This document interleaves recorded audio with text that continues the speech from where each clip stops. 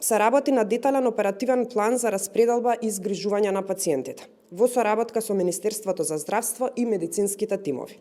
кои ќе ја понесат својата опрема во одморалиштето Понеква и ќе обезбедат континуирана медицинска нега директно на терен.